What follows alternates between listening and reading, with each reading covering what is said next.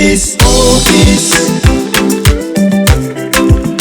générique Otis, Genesis Otis, générique Otis. Vanessa Ngema, Genesis, Genesis Otis, générique Otis, Genesis Otis, générique Otis, Genesis, alright. Bonjour à tous et à toutes, bienvenue dans l'émission Genesis, j'espère que vous allez bien. Nous allons aujourd'hui à la rencontre d'un Congolais qui fait la fierté de son pays partout dans le monde. Il porte le drapeau congolais partout où il va. C'est une fierté. Welfare Kaya, récipiendaire de 2 prix, le prix du public et du jury à la 5e édition du festival Vaut mieux en rire. Nous le rencontrons à l'occasion d'un show ici à Paris. Suivez l'interview que nous avons réalisée avec Welfare Kaya. Genesis, alright. It's been so nice, alright. Genesis, alright. It's been so good, so right. Genesis, alright. Il y a des gens qui ont une forte mauvaise haleine, vous savez. Oui, souvent. Et je sais pas, moi je ne savais pas qu'il y avait des gens qui avaient une mauvaise haleine illimitée. On dirait qu'ils ont activé des forfaits annuels. Et puis il y a un truc qui est bizarre, ils ont décidé, hein. Ils veulent toujours te parler en face. Ils croient toujours que tu ne l'écoutes pas. Même quand tu le tournes, il est toujours. J'ai pas tout l'expliquer. Tu te comptes pour ramasser quelque chose. Est-ce que tu m'écoutes là? Ah, il y a des gens qui sont. Il y a des gens qui ont une forte mauvaise haleine. Souvent les gens me disent, oui mais Welfare, comment reconnaître que tu as une mauvaise haleine? C'est simple. Invite une fille en boîte de nuit. Par exemple, si c'est toi l'homme, allez en boîte de nuit, demandez une chanson dans laquelle il y a beaucoup de H. Comme Oh Happy Day, oh. Et c'est souvent à ce moment-là que celui qui a la mauvaise haleine veut te montrer qu'il maîtrise la chanson. Laisse le musicien chanter. Il va chanter de votre Oh Happy Day. Et si tu vois la femme faire ça, One Jesus, souvent elle fait ça pour. Bonjour Welfare. Bonjour. L'année 2024 commence très bien pour vous. Ouais. Vous avez gagné le prix du public et du jury lors de la 5e édition du festival Vaut mieux en rire, Ouais. qui s'est passé le 17 février dernier. C'est ça. Alors qu'est-ce que ça fait d'avoir encore des trophées en plus? On est toujours content de recevoir un trophée parce que ça montre quand même de la considération quand les gens, pour notre métier, pour ce qu'on fait, ça prouve que les gens ils s'intéressent et c'est une bonne chose, ça nous pousse à travailler, ça nous pousse à faire de mieux en mieux. Donc commencer l'année dans ces conditions, c'est vrai que ce n'est pas le premier événement de l'année. Il y a eu le Forfait Rire, ce festival que j'organise au Congo-Brazzaville tous les 1er janvier, qui était aussi une vraie réussite parce qu'on a eu, on était à 1300 personnes, plus de 1300 personnes avec des humoristes super talentueux. Donc c'est un bon signe, comme on dit, c'est un bon signe. On espère que ça va continuer jusqu'à la fin de l'année et les années à venir. On souhaite que le meilleur pour toi Welfare. Merci. En tout cas, un long parcours, Paris, les tournées dans le monde. Est-ce que tu t'attendais à ce parcours-là, à ce succès?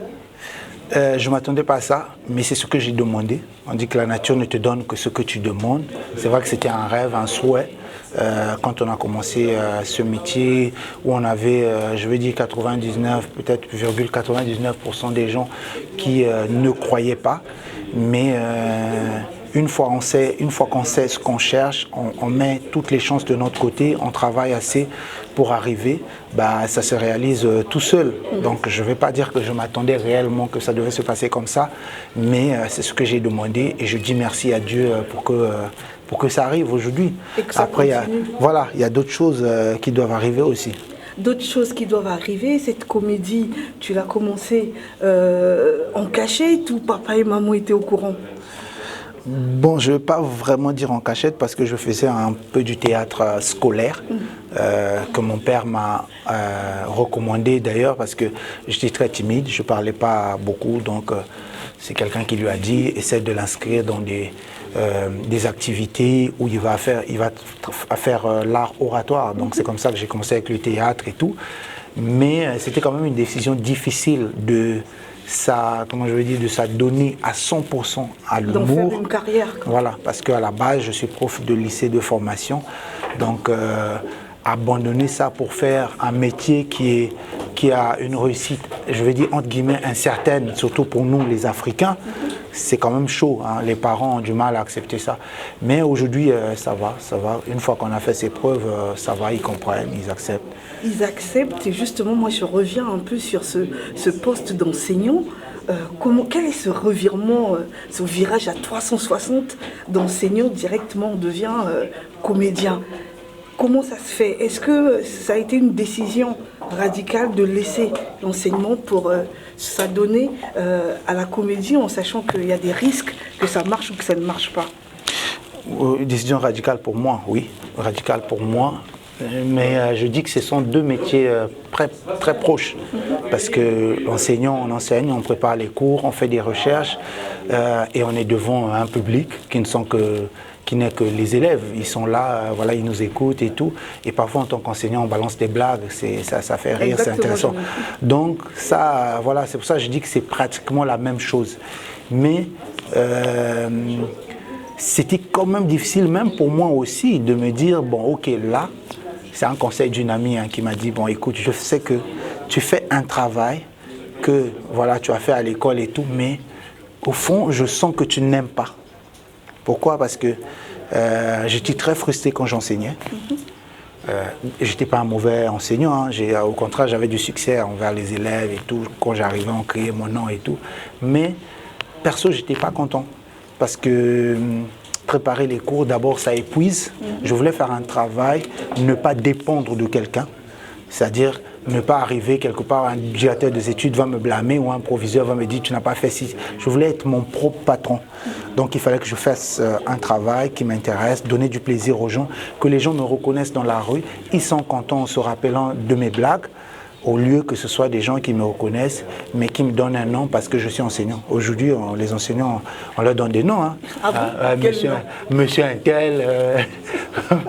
Parfois, c'est un rapport avec ton habillement, parfois, c'est un rapport avec un tic que tu as. Est-ce que toi, tu avais un petit nom? Non, moi, je ne sais pas, mais à ma connaissance, non.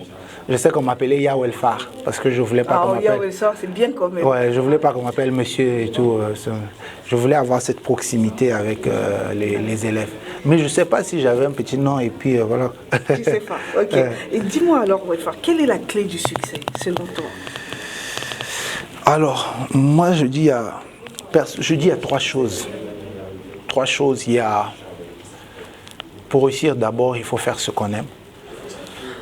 Après, il y en a qui réussissent dans ce qu'ils n'aiment pas, mais je dis que c'est peine perdue parce que plus on fait ce qu'on n'aime pas, on va finir par s'enlacer et puis abandonner. Donc d'abord faire ce qu'on aime, croire en ce qu'on fait, parce que même si ça marche, si on ne croit pas nous-mêmes en ce qu'on fait, ça n'ira nulle part. Et puis bosser dur surtout pour arriver. Et qu'est-ce que j'allais encore dire? Ouais, bosser dur et croire en Dieu. Hein. Croire en Dieu, croire en Dieu, ouais, voilà, parce que y a Dieu, hein, s'il n'y a pas Dieu. Parce que la réussite, parfois, on l'a depuis. Si tu fais ce que tu aimes et que tu es convaincu que ça va marcher, généralement, on réalise le succès ou la réussite de ce truc-là. Dans la tête, déjà, on en a. Même là où tout le monde ne voit rien. Tu peux être la seule personne à voir que ça marche. Tu as déjà ta vision, quoi. Mais quelles sont, selon toi, les règles pour faire ce métier? Alors, surtout regarder les autres. Moi, je ne suis pas sorti d'une école de formation. Mais quand on est autodidacte, par exemple, en humour, il faut déjà regarder ce que les autres font et aller à la recherche de l'information, surtout. Aujourd'hui, avec Internet, on a tout. Tu as des cours sur comment écrire un texte, comment faire ceci. Il faut être d'abord quelqu'un qui aime écrire, c'est important. Parce que tes blagues, tu vas les écrire, tes sketchs, tu vas les écrire et modifier, modeler avec le temps, avec l'atmosphère, tout ça. Donc, pour que ça marche, il faut vraiment penser, écrire, il faut réfléchir, essayer de s'exercer tout le temps. Et moi, je dis merci au groupe Brazza Comedy Show dont je faisais partie. On avait une façon de travailler. On se réunissait comme ça pendant la répétition. Et comme ça, à l'improviste, on disait fais un truc sur la mort, fais un truc sur tel truc. Ça te permet de travailler, ça te permet de travailler le cerveau et d'avoir cette facilité de... Voilà quoi. Des projets, Welfare? Oui, beaucoup. En tout cas beaucoup, faire des spectacles, faire une tournée déjà en Europe, faire des tournées en Europe et peut-être dans les pays anglophones aussi. Mon but c'est vraiment d'ici à l'année, à la fin de l'année même. Mais est-ce que tu parles français, anglais, Welfare? Oui, je parle anglais, I speak English, yes. Ah, mais déjà il y a yes dedans. Déjà si tu veux parler anglais, il faut commencer par yes. Si tu n'as pas yes, déjà il y a ça et puis... Non, mais comme j'ai dit, je suis prof d'anglais de lycée, de formation, même si ça fait beaucoup d'années que je n'ai pas touché à l'anglais. Mais je pense que... Mais tu peux faire tout un spectacle en anglais? Oui, bien sûr, il suffit de l'écrire, de le mémoriser. Comme quand on fait un spectacle en français, on écrit, on mémorise, et puis voilà, on travaille. Donc le projet c'est ça, d'ici à la fin de l'année, il faut que je fasse un spectacle en anglais qui peut être joué à partir de l'année prochaine.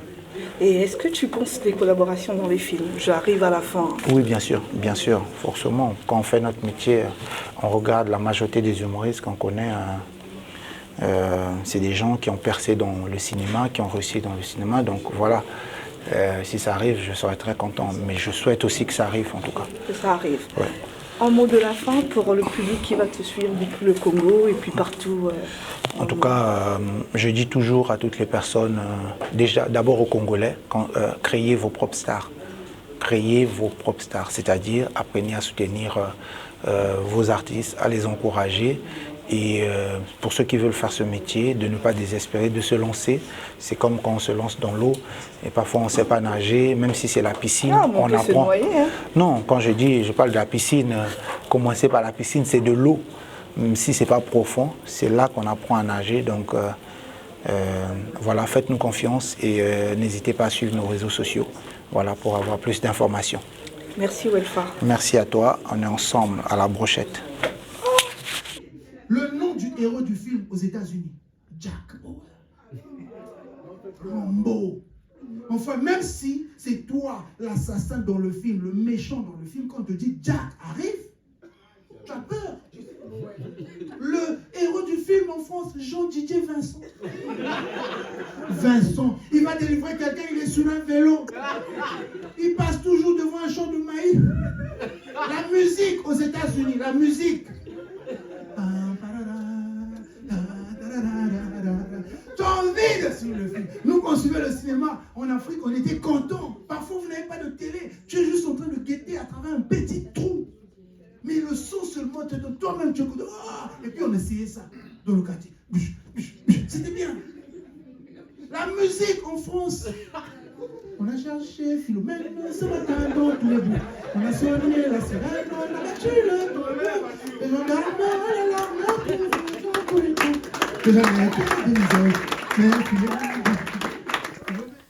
Nous arrivons à la fin de notre émission. J'espère que vous avez aimé l'émission Genesis. N'hésitez pas à nous faire des suggestions, à nous contacter sur la page Facebook de Genesis Émission ou encore sur notre page YouTube. N'hésitez pas à vous abonner. Et merci à l'équipe technique de Télé Congo. Merci à Télé Congo. Je vous dis à très bientôt. Surtout, n'oubliez pas, cultivez votre bonheur. Merci à vous. Ciao. Bye bye. Vanessa Nguema. Il va falloir se quitter.